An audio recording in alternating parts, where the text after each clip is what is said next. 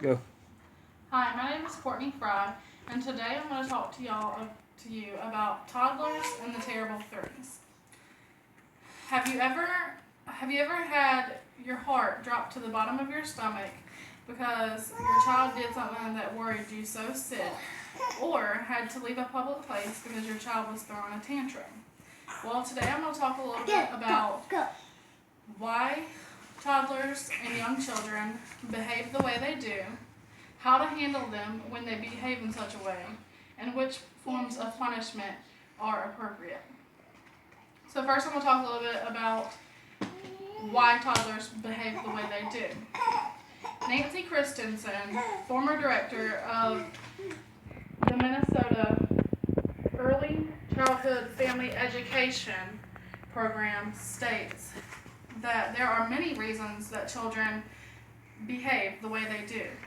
It can be as little as from their basic needs, such as they're tired, irritable, hungry, to them being out of a routine, such as a new place that you're living, if they've got a new bedroom or a new daycare, a new brother or a new sister, can make them tend to act out at times, jealous, or feel that they're not getting the attention that they need.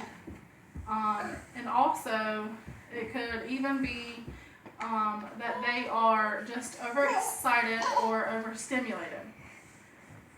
A child tends to act out whenever they are excited because they're just looking for ways to get into trouble. So now that we have talked about why children tend to misbehave the way they do, I'd like to speak to you a little bit on how to handle children whenever they misbehave. Vala Telp, former extension specialist from the Virginia State University, states that when you're upset, you can't discipline because you simply can't think straight. So it's best to always handle the situation before it gets out of hand. So before you repeat yourself numerous times, try to handle it on the first approach, because most times parents tend to get angry and upset with the child and then blow up. So that's not good. Also, they say to try timeout, but timeout is only best for children over the ages 3 and up. Children under the age of 3 don't understand. And also, it's a good idea to use timeout sparingly and to limit them. And you also don't want to associate timeout with the child's bedroom. You don't want to associate their bedroom and their place of play with punishment. So sometimes it's a good idea to maybe make a naughty chair, but no more than 3 minutes. And it's also a good idea to sit down with the child and speak with them and maybe talk over why they were doing what they were and what the good thing to do would be. And sometimes it's even a good idea to sit with the child, because you yourself might even need a cool down period. Also, you want to make sure you recognize good behavior. Not all bad behavior is the only thing that needs to be recognized. You also need to recognize good behavior.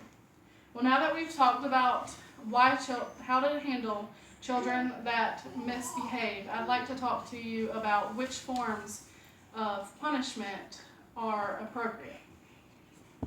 Sandy Bailey, certified former education specialist, states that you need to think of discipline as a form of teaching, not as a form of punishment. Punishment should, most of the time, should not involve spanking or hitting. You want to try things like timeout and other things before resorting to that. They say that oftentimes spanking makes the children afraid of their parents. So you want to try to handle it without having to get to that point. So like we said before, try to address the situation and get it calmed down before it gets to that. And it is very important to acknowledge children's well behavior whenever, like if they're sharing with a sibling or sharing a toy. It's good to always give them positive feedback. Not all discipline has to be negative. It's important to have good discipline too.